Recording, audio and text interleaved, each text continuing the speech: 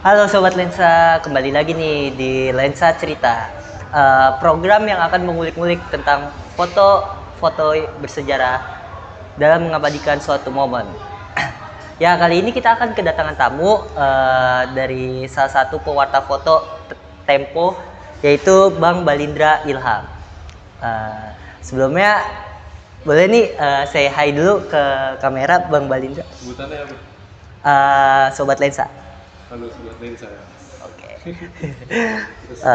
Aduh, hari ini cukup senang gue nih Bang, bisa kedapetan narasumber kayak lu nih. Pertama, boleh kali ya kita ngebahas apa yang bakal kita bahas kali ini. Pertama nih Bang,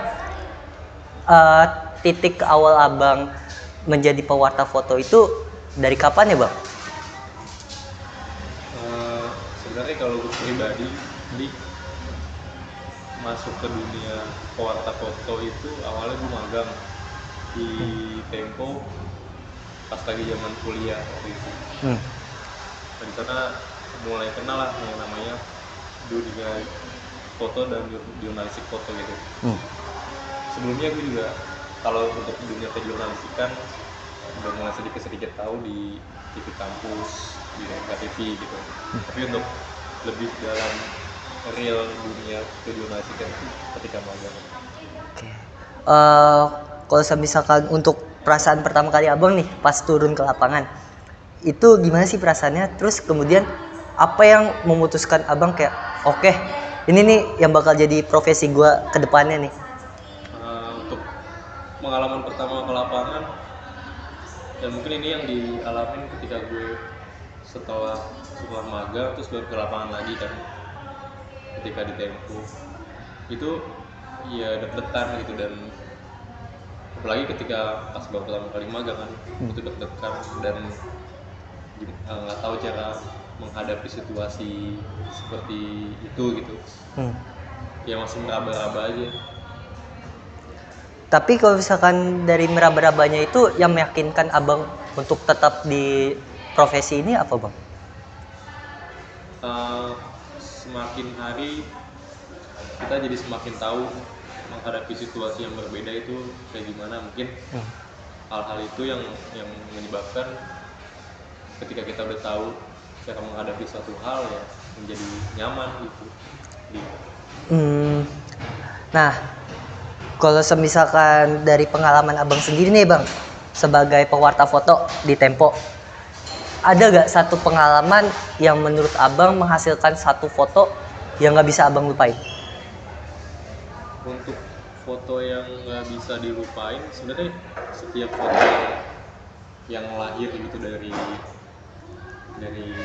jepretan itu kayak menurut gue hal yang menarik, karena setiap fotonya tuh punya proses yang berbeda gitu, dalam hal pendekatan, dalam hal momen gitu. Paling kalau ditanya kayak gitu sih, foto yang paling menarik ya foto ketika gue magang, karena itu kan pasti ketika menghadapi suatu hal yang baru gitu kan, itu jadi hal yang menarik. Kira-kira foto menariknya itu foto apa Bang? Nah, kalau yang menurutku menarik waktu itu gue ada live shoot tentang disabilitas dan transportasi umum di Jakarta. Gue mengikuti salah satu orang yang disabil. Dia berangkat dari rumah sampai ke kantornya dia. Jadi di situ gue dapat perspektif dari para disabilitas ini ketika naik transportasi umum gitu. Misalnya ketika dia dari rumah dia keluar gang itu, dia megang tongkatnya dia dan harus meraba jalanan gitu. Tunanetra berarti ya disabilitas. Yang gue ikut itu tunanetra. Terus ketika dia nyampe di trotoar jalanan depan rumahnya dia itu, ya trotoarnya tuh nggak enak banget, nggak kayak di jalanan Sudirman gitu. Dia harus menghadapi trotoar yang nggak enak gitu, yang dipenuhi banyak orang dan PKL gitu. Di samping itu akhirnya dia jalan di pembatas antara trotoar dan jalanan. Jadi dia harus, daripada dia harus di jalan itu trotoar terus nabrak PKL, dia kan lewat di tengah-tengah di samping jalan itu, di pinggir jalan. Nah dia tuh harus berhadapan dengan lalu lintas yang kencang itu. Aduh, ngeri banget ya. Iya. Nah terus ketika dia sampai di pemberhentian TJ, dia naik di salah satu bus. Nah bus kan di TJ itu biasanya ada bacaan ini halte apa seperti. Nah tapi di TJ yang dia naikin itu awalnya TJ yang kecil itu namanya Low deck.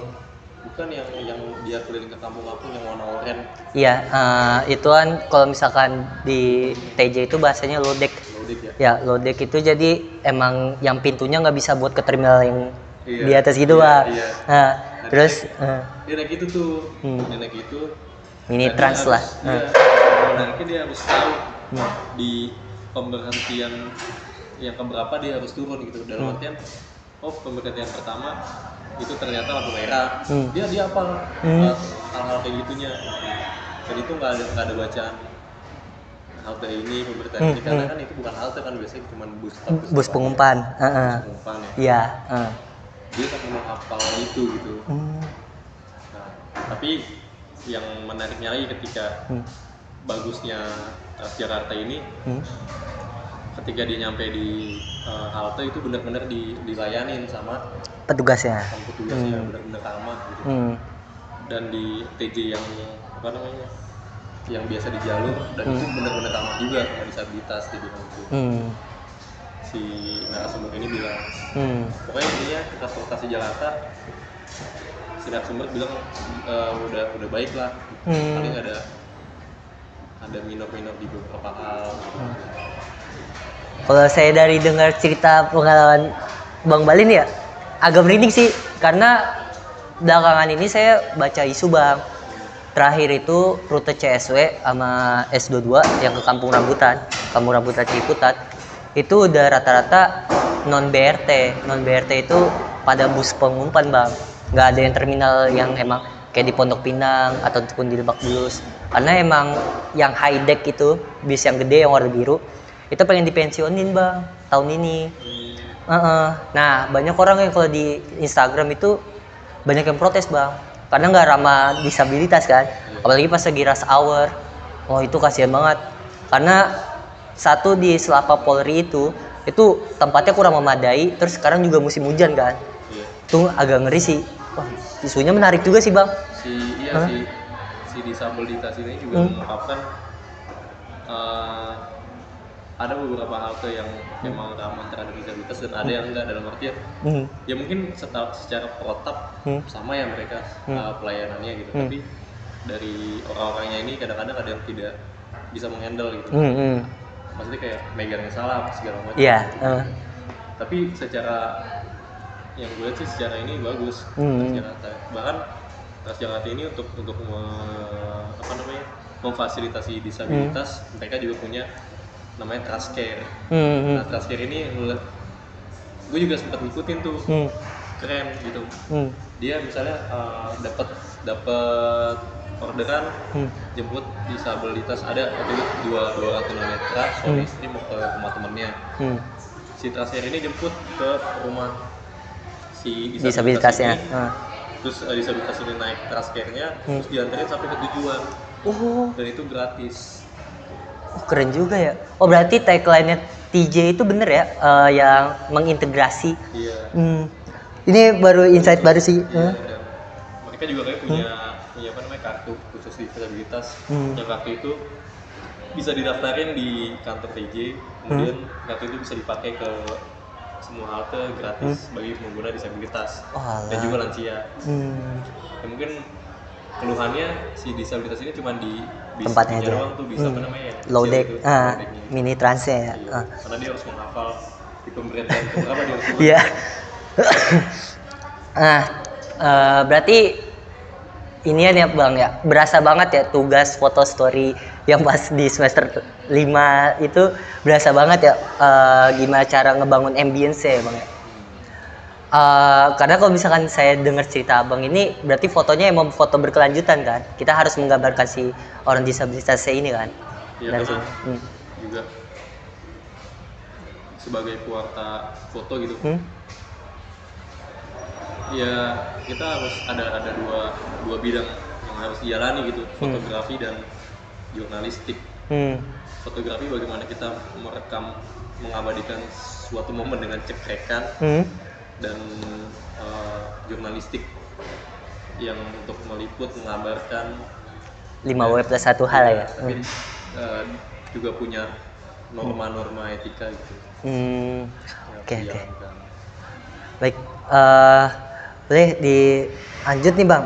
Berarti kalau dari pengalaman abang sendiri nih, ada gak yang emang memiliki suatu kondisi yang menegangkan gitu?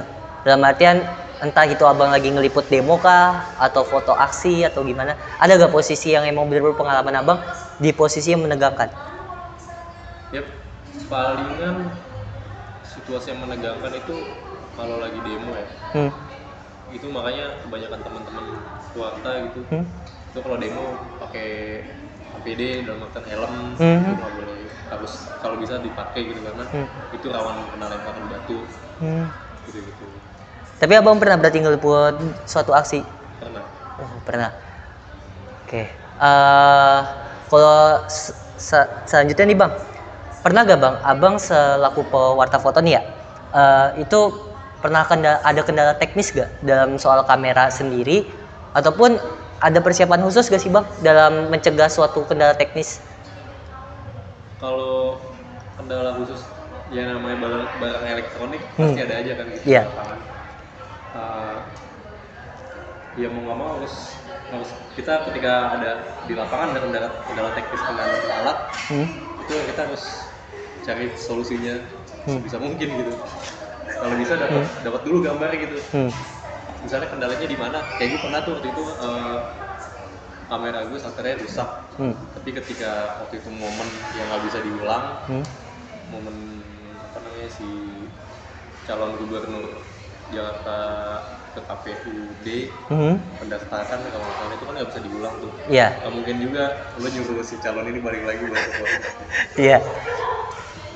Itu kamera gue rusak, jadi kayak yang penting gue, jadi kamera gue tuh shutternya nggak bisa dipencet yang cek gitu, kayak cek mati, apa namanya kamera di bagiannya rusak, jadi kayak gitu, cek kamera rusak, copot baterai pasang lagi, cek gitu, jadi kayak lo harus apa namanya, yang penting momennya dapat dulu nih. Jadi kayak ibarat kata nggak bisa yang short exposure ya? Nggak bisa yang ya yang nggak bisa yang 1/3200 gitu, nggak bisa ya? Jadi satu kali aduh kamera mati, cabut baterai pasang lagi, kamera mati, cabut baterai, gitu lagi, yang penting dapat momennya gitu. Dari PR banget gitu. Kita bisa tanggung jawab ke kantor. Berarti kalau misalkan selama ini kendala teknisnya itu ya baru pertama kali itu yang shutter ya, masalah shutter. Berarti kalau misalkan dari persiapannya ada gak bang? Persiapan khususnya? Kalau aku sih persiapan yang pasti di setiap hari di kantor tuh baterai itu harus selalu dicas. Kita liputan setiap hari. Jadi pulang liputan ngecas baterai sampai full, baru besoknya biar baterai ini bisa dipakai sepanjang mungkin gitu. Dan juga persiapan lainnya ngecek kondisi lapangan, flash. Flash. Buat karena ada beberapa foto yang memerlukan flash gitu, misalnya foto profil gitu. Karena nggak mungkin ketika kita foto profil terus mukanya gelap, bagaimana yang malah kesana gitu kan. Itu berarti iya, apalagi dengan kamera yang nggak bisa ISO tinggi kan, flash perlu banget. Tapi itu kalau flash itu yang bagian flash bawaan kamera atau flash yang lain bang? Atau emang flash yang terpisah? Eksternal. Oh, yang eksternal ya? Bahkan kalau mau lebih rapi lagi, kalau mau foto profile itu kita bawa lighting. Lebih dropnya ya? Jadi kita sebenarnya baiknya kita tahu ketika kita mau ke lapangan, kita mau motret apa, kebutuhannya apa ya? Iya. Itu kan kita nggak tahu nih agenda dadakan itu, yang kita harus standby. Kata flash itu harus, kalau gue ya gue pribadi itu selalu di tas karena nggak tahu tiba-tiba dia mau kemana. Iya sih. Ini sorry, tambahan buat persiapan ya. Nah, harus standby di segala tempat. Itu misalnya kita berangkat dari rumah pakai kaos, itu minimal kalau gue pribadi itu harus taruh kemeja di jok satu, atau kaos satu lagi kalau kondisinya kaos yang dipakai udah nggak enak. Di kemeja kaos, terus musim hujan nih bawa payung, gitu, bawa sendal, gitu sih. Jadi kita nggak yang kalau ada satu momen kita bisa langsung berangkat gitu.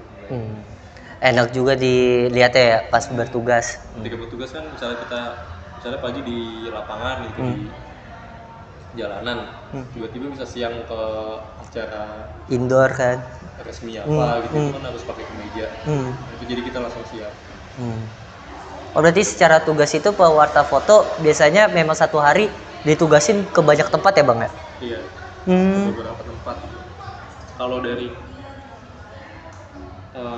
gue pribadi sih tiga tempat, tapi ada ya tergantung medianya sih, ada yang 2, ada yang 1 juga, ada yang banyak juga.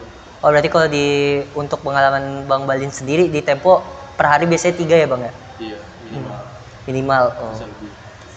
Itu biasanya kalau diunggahnya di mana sih bang?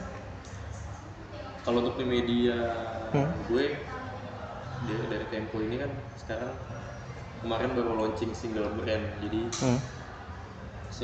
jadi satu naungan Tempo itu bisa di online, bisa di koran, bisa juga di majalah. Dan korannya juga bentuknya digital, tapi dia keluarnya harian. Iya, juga ada majalah itu keluarnya mingguan. Nah, majalah ini dia punya versi digital dan cetaknya juga. Berarti kalau yang misalkan yang dicetak itu abang nyiapin foto tersendiri juga ya? Karena emang kan ada beberapa yang khusus buat printan, ada yang buat khusus digital kan bang? Sebenarnya sih ketika gua ngupload foto itu foto itu harus bisa standby di mana aja gitu. Iya, jadi udah ada settingannya. Jadi ketika foto ini naik di online aman, tapi naik di majalah juga aman. Karena media itu kan juga ada cetaknya. Media foto ada cetaknya. Jadi ketika tiba-tiba redaksi butuh foto gue dipakai buat majalah, jadi udah siap. Oh, siap sedia ya inian backingan fotonya ya? Ya kalau gue pribadi sih nggak mau klasifikasikan, oh ini buat majalah, ini buat koran. Jadi ya udah ngalir aja ya, yang penting gue punya stok fotonya ya bang ya? Iya, dalam artian dengan settingan itu bisa dibawa kemana aja, bisa di majalah, bisa di online juga. Oke bang, ini pengen nanya lebih ke fokus foto jurnalistik ya bang. Apa sih bang kekuatan foto itu sebagai komunikasi bang? Kuncinya tuh apa sih bang? Senjata dari foto itu sebagai komunikasi? Foto itu kan bahasa visual. Jadi ketika apalagi fotografi jurnalistik, dan dalam foto itu lo harus bisa menceritakan secara real yang ada di lapangan gitu. Dan gue sih kayak yang nggak bisa misalnya ditulis bisa diceritakan, tapi butuh tambahannya dengan foto gitu. Kayak gitu sih. Jadi kekuatannya itu memang ada di penggambaran ya? Di penggambaran. Jadi mata melihat foto, misalnya mata ini ngelihat foto sampah, itu tiba-tiba bisa si orang yang ngeliat foto ini mungkin ya bisa kerekam baunya atau apa gitu. Oh jadi kekuatannya di situ orang bisa langsung membayangkannya ya? Iya. Dengan visual. Tapi ada tantangannya sendiri gak bang? Dengan menurut abang sendiri dah, susahan menulis atau foto dalam menyampaikan suatu pesan? Sebenarnya sih itu dua hal yang sama sulitnya gitu. Dalam artian setiap bidang gitu, mau tulisan ataupun foto, itu punya kesulitannya masing-masing. Penulis kalau sekarang ini penulis juga baiknya bisa motret juga gitu kan. Ketika dia ada di suatu lapangan, di sana nggak ada fotografernya, ya mau ngomong penulis itu yang motret. Dan ketika fotografer pewarta foto, ketika dia motret itu mau nggak mau nulis, itu wajib nulis karena apa yang tidak ada di foto itu bisa dinarasikan lewat tulisan captionnya itu. Oh berarti kalau di dunia jurnalis, dunia kerjanya itu profesionalnya memang harus bisa dua kemampuan ya. Kalau anak foto juga kayak harus bisa nulis. Oke. Kalau misalkan nih bang, dari abang sendiri nih bang, kan tadi kita udah lihat dari titik nol abang yang emang awalnya ngasah skill dari DNK, terus juga dapat ilmu dari mata kuliah jurnalistik foto dan segala macam. Abang ada pesan nggak bang terkait orang yang ingin masuk ke dunia pewarta foto ini? Ada tips nggak atau saran buat teman-teman mahasiswa jurnalis yang baru nih atau sobat-sobat lensa itu masuk ke dunia pewarta foto? Dan dimana kan di dunia pewarta foto ini banyak orang yang nggak ngeh kan, karena orang taunya kalau jadi jurnalis ya udah tok jadi jurnalis atau jadi reporter gitu atau jadi news anchor yang emang memberitakan aja gitu. Iya. Ya mungkin termasuk gue ya, orang yang baru di dunia ini, kayaknya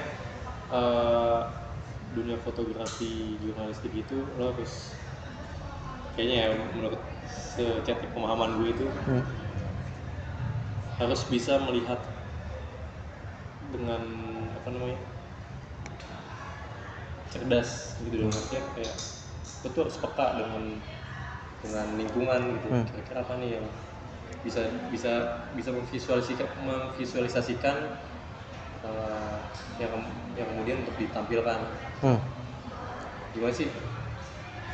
Gimana kita melihat angle bagus, framing yang bagus, tapi itu sesuai dengan kaidah jurnalistik, sesuai dengan ketentuan jurnalistik agar bisa diberitakan.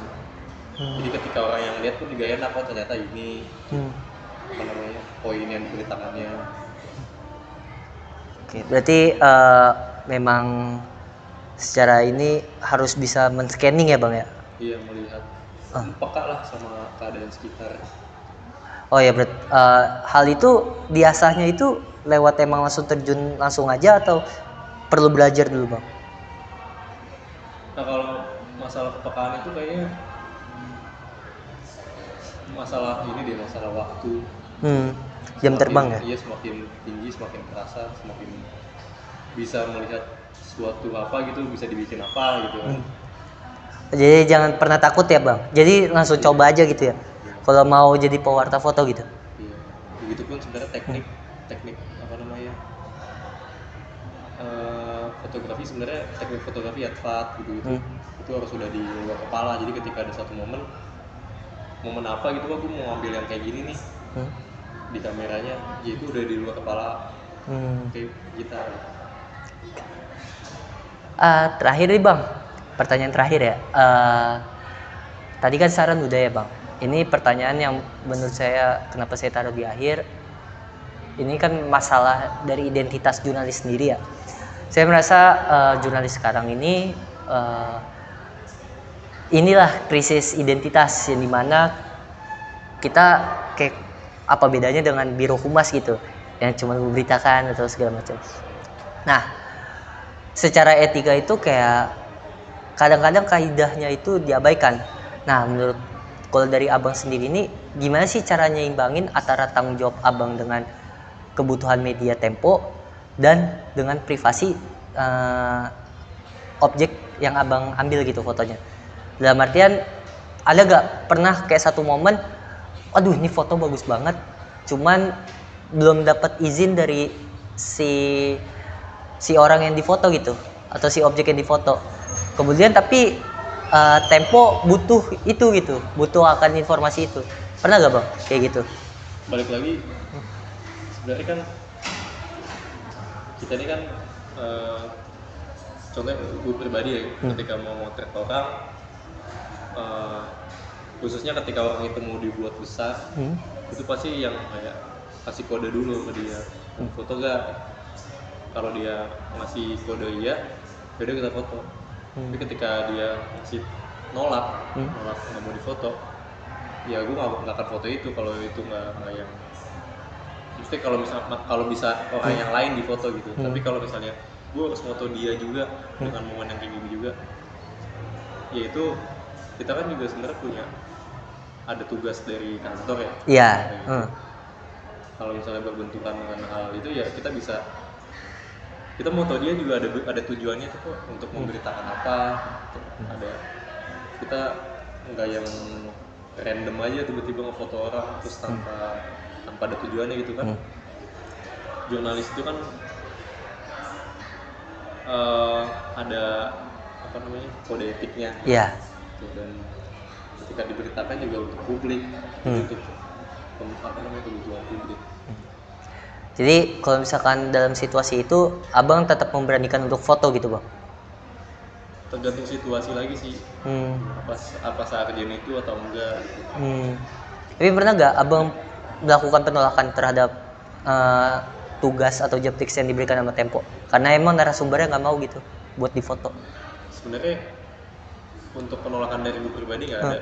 Ketika dapat penugasan, berangkat ke lapangan. Nah ketika udah di lapangan kendalanya seperti apa, gue ceritain ke atasan. Biar atasan kayak gini. Berarti aman ya sama ini ya? Iya. Alhamdulillah sih. Kalau ya mungkin ketika kita motret, sebenarnya jadi wartawan tuh harus siap ditolak gitu. Jadi ditolak tuh jadi makanan sehari-hari. Ya kita hadapin dengan keikhlasan ya. Keikhlasan dan harus bisa lobby sih. Kalau misalkan gitu berarti cari penggantinya atau gimana ya? Iya. Oke, berarti kalau misalkan saya dengar tadi dari jawaban abang, berawal turun ke lapangan itu nanya dulu ya, boleh ngambil fotonya atau enggak? Bukan emang kita ngefoto dulu baru bilang ini saya ngefoto dari Tempo gini, enggak ya bang? Sejauh ini sih kayak gitu. Kalau ada orang yang mau kita foto, terus kita kasih kode. Jadi tapi jadinya nggak candid dong bang?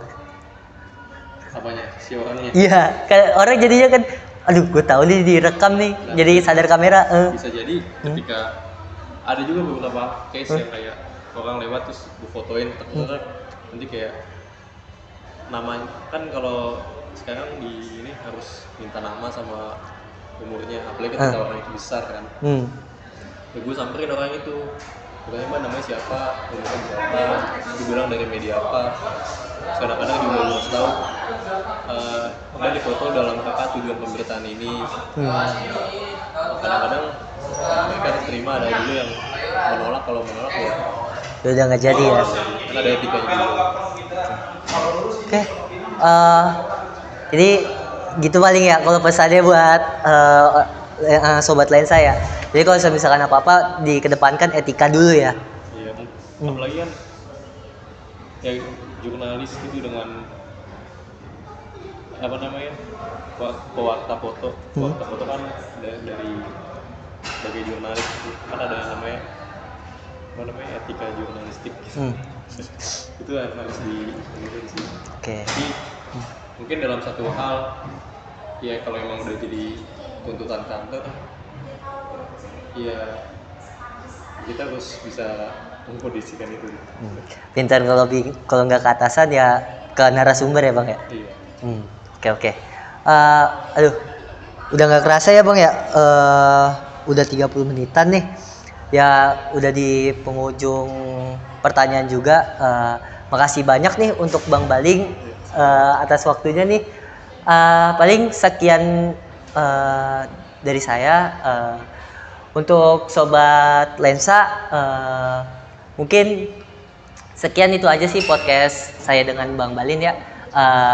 Mungkin Bang Balin bisa ngomong ke sobat lensa, ada kontak atau apa gitu yang emang pengen sobat lensa bisa ngubungin ke abang, Instagram atau apa bang, boleh? Kalau dari gue jangan lupa saksikan Bocor Halus Politik. Bocor halus ya bang ya. Kalau untuk media gue ya. Oke, tuh jangan lupa tuh saksiin Bocor Halus ya. Jangan lupa untuk sering nonton Lensa Cerita ya dengan narasumber yang akan lebih menarik lagi nanti ke depannya. ya. Terima kasih banyak untuk Bang Mali. Saya Abdul Ali izin pamit undur diri.